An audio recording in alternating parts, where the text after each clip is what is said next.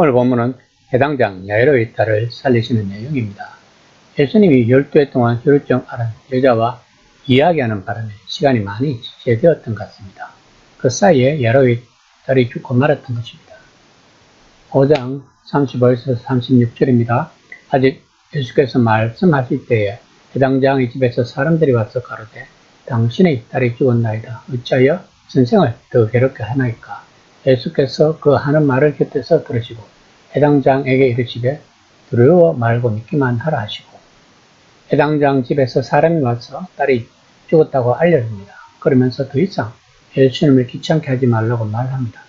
그런 상황에서 예수님이 야이로에게 두려워하지 말고 그냥 믿기만 하라는 말은 너무나 황당스럽게 거지없는 말처럼 들릴 것입니다. 해당장은 오직 예수님 한 분만 바라보고 지금까지 기다렸습니다. 해당장은 예수님을 믿었기 때문에 모든 체면이나 미신을 내려놓았습니다. 그런데 예수님은 해당장을 실망시켰습니다. 해당장은 지금 딸이 죽어가고 있기 때문에 딸을 살려놓고 난 후에 이 여자와 이야기하셔도 된다고 생각했을 것입니다. 그런데 예수님은 너무 늦게 오셨고 그동안 아이는 죽어버렸습니다. 그러나 그중 가버나움에서는 희한한 일들이 너무나 많이 일어났기에 슬픔과 공포에 마비되었을 야이로도 자기 집에까지 예수님과 함께 걸어갈 정도의 믿음은 발휘했을 수 있었을 것입니다. 예수님은 베드로와 야고보와 요한만을 데리고 가셨습니다. 그리고 해당장의 집에는 장례 절차가 이미 시작되고 있었습니다. 5장 38에서 39절입니다. 해당장의 집에 함께 가서 떠드는 것과 사람들이 울며 심히 통곡함을 보시고 들어가서 그들에게 이르시되 너희가 어찌하여 떠들며 오느냐? 이 아이가 죽은 것은 아니라 산다 하시니 그 당시에도 애도 과정을 시작하는 의식이 잘 갖춰져 있었다고 합니다. 전문으로 곡하는 사람들이 소리내어 울며 들어오고 때로는 피리도 불었을 것입니다. 그들은 애도하는 가정이 어떤 제한이나 부끄럼 없이 자신의 감정을 마음껏 풀어놓을 수 있게 도와주는 역할을 했다고 합니다. 그러나 예수님은 그들을 막으셨습니다. 예수님은 아이는 죽지 않았다, 자고 있다라고 선언하십니다. 고대사회, 특히 유대교와 기독교에서는 잠을 죽음의 은유로 많이 사용했고 실제로 예수님도 요한복음 11장 11절에서처럼 잔다는 말을 죽었다는 의미로 가끔 사용하셨습니다. 마가는 어쩌면 독자들이 앞장에 나온 시와 식물의 이야기를 생각해내기를 바랐는지도 모릅니다. 씨앗이 자고 일어나고 했던 것처럼 지금 이 아이에게도 똑같은 일이 일어날 것이라는 생각을 말입니다.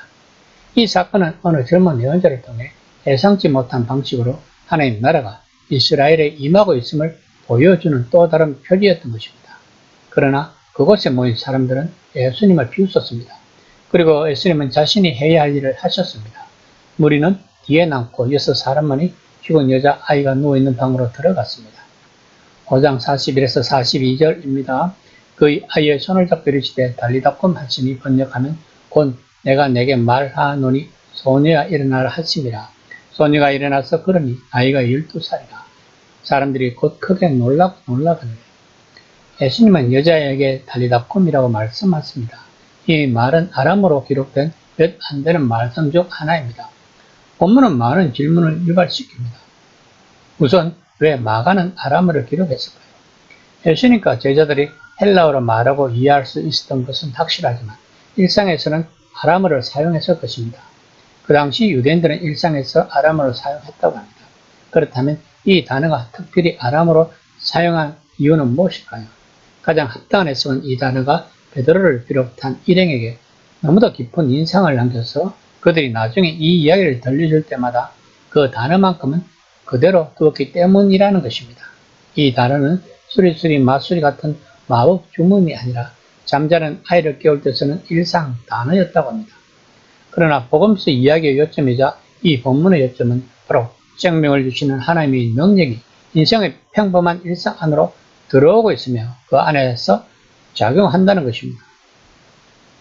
또 다른 질문은 왜 예수님이 야이로의 딸과 나인성 가보의 아들 나서로만 살리셨는가 하는 것입니다. 당시에 누가 죽어서 그 가족들이 슬퍼하며 도와달라고 예수님이나 제자들을 찾아오는 경우가 분명 많았을 것입니다. 실제로 어떤 사람들은 이 이야기가 믿기지 않아서가 아니라 불공평해서 받아들이지 않았다고 합니다. 하나님이 이미 한두 번 하신 일이라면 왜 모든 사람을 살리시지 않는단 말인가? 이것은 사람들이 예수님의 부활을 믿는 기독교 신앙을 거절하는 이유이기도 합니다. 왜 하나님은 예수님만 특별 사료를 취급하시는가? 하나님은 그런 일을 하실 수 있다면 왜 우리 시대는 홀로코스트 같은 끔찍한 일을 막지 않으신단 말인가? 하지만 이 질문은 마가가 들려주는 더 큰 이야기의 요점을 완전히 놓친 것입니다. 예수님은 전통적 의미의 혁명에서처럼 1인 주도의 해방운동을 하시지 않고 마찬가지로 1인 응급의료센터 역할도 하시지 않았던 것입니다. 물론 혁명을 시작하셨고 하나님의 치유 능력을 보여주셨지만 그분의 목적은 더 근본적인 데 있었습니다. 이런 일은 하나님이 예수님의 죽음과 부활을 통해 성취하실 진짜 혁명, 진짜 치유의 징조일 뿐이었습니다. 이정표는 중요하지만 그것이 곧 목적지는 아닙니다. 목적지에 도달하려면 우리는 마가복음을 계속 읽어야 할 것입니다.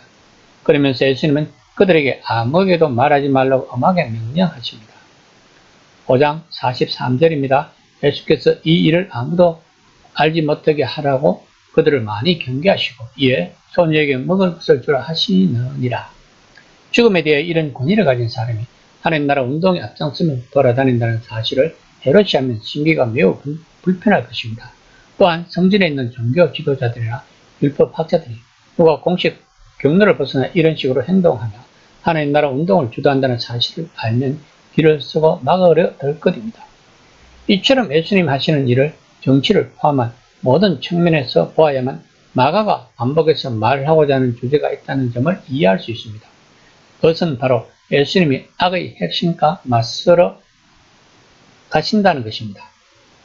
즉 죽음에 직접 맞서서 예상치 못한 방식으로 그것을 패배시킬 것이라고 말하고 싶은 것입니다. 즉 예수님은 죽음의 권세를 물리치신 분이라는 것입니다. 이 시간 나는 죽음의 권세를 벗어나 그리스도인처럼 삶을 살아가고 있는지 한번 점검해보는 시간이 되었으면 합니다.